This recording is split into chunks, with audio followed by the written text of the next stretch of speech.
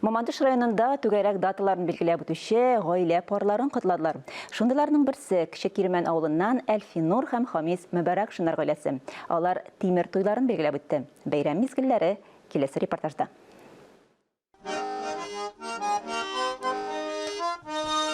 Әлфинур апа белән Хамис абый 1956 елда өйләнешәләр.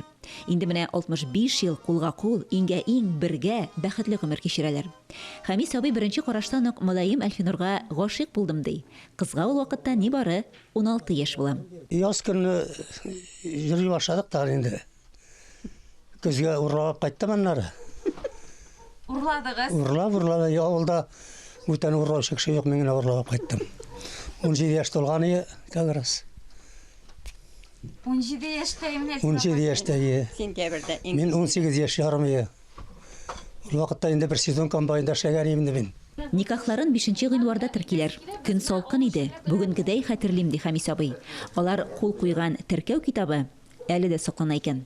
Мубаракшин Хамис Гаянович дигән, Галиева Әлфинур Ярулловна дигән.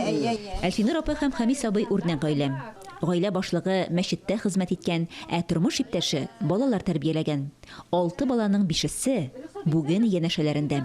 Мөбарак шуннар ишле гаилә. Һәр туйга алар барысы да бер түгәрәк өстәл артына җыела. 65 ел бергә гомер итүләрен бер-беренә юл куюда, хөрмәт белән яшәүдә диләр.